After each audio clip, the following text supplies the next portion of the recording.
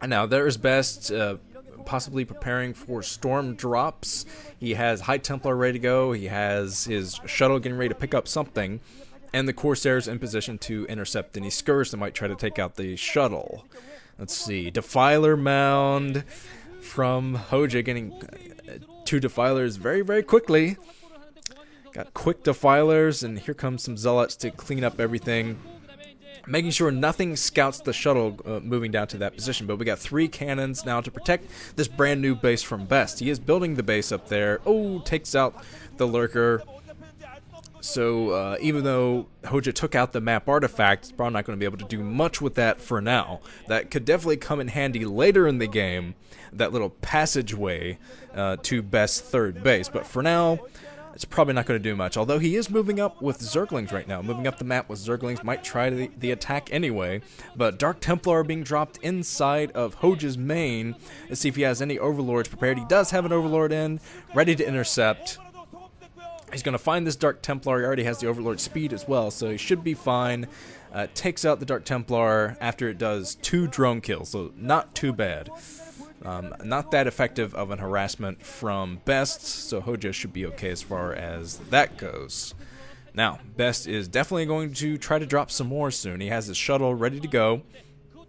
Not sure what's in it. Probably some High Templar for Storm. Storm drops would be very, very effective. He has 1 High Templar hanging around his third base as well, just in case troops should go through the area where the map artifact used to be and move up to that base. There's kind of a failed storm drop. Gets 1 drone, but that's about it. But Best is in a great position to drop, because he can just pick up troops here, fly basically 2 seconds, and drop them on the third base from HoeJJa. But here comes HoeJJa. He's getting ready to push up to the third base, and he has a lot of Zerglings to do this. Not to mention the Defilers will be in play soon, which would definitely help with that base. But yeah, HoeJJa's getting a ton of damage done against Best. Best's army was kind of split up there as he was trying to expand again. He's not going to be able to do that for a while, not at the 3 o'clock position anyway. But he's going to be stuck at his 3 bases, and that third base is actually pretty well exposed now that the map artifact is gone. HoeJJa will be able to run up there with a huge amount of troops, and he went straight to Hive, so no doubt going to get his crackling upgrade for the Zerglings soon.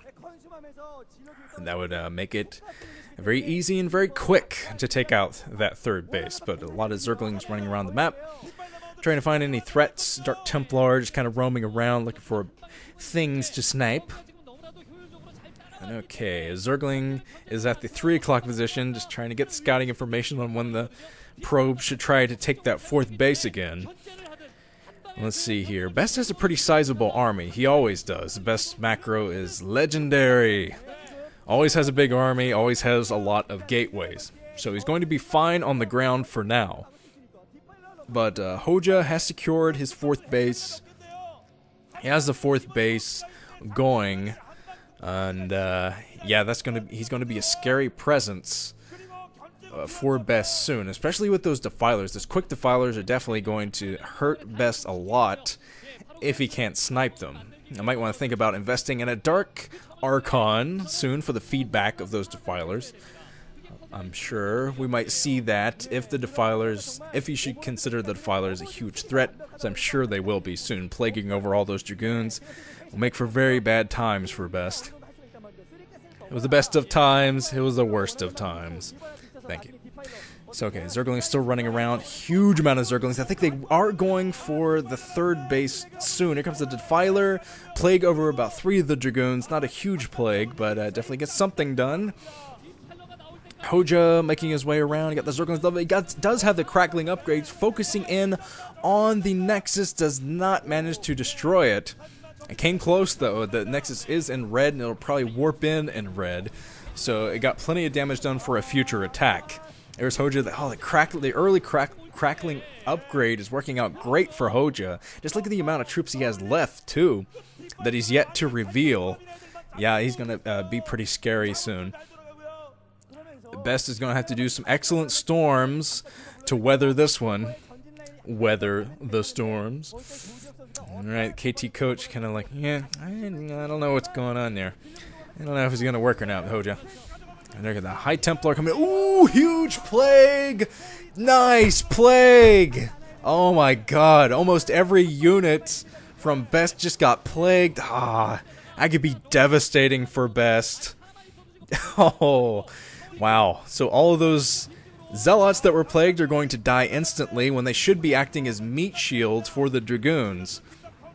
As a buffer for the Dragoons, but no, that whole main army from Best is going to melt instantly as soon as he tackles the main army from HoeJJa. So that one plague could swing this damn game into HoeJJa's favor. Yeah, that was nuts. But okay, Best is trying to do the same thing the HoeJJa did to him. He's trying to take out the map artifact, give himself a nice little path to the third base that HoeJJa had secured. But HoeJJa is going to try to fight this with all of his Zerglings getting in there. Not enough Zealots to really hold this, and these Zealots are going down instantly to these Zerglings just because of the plague earlier. And another plague from HoeJJa on the Dragoons.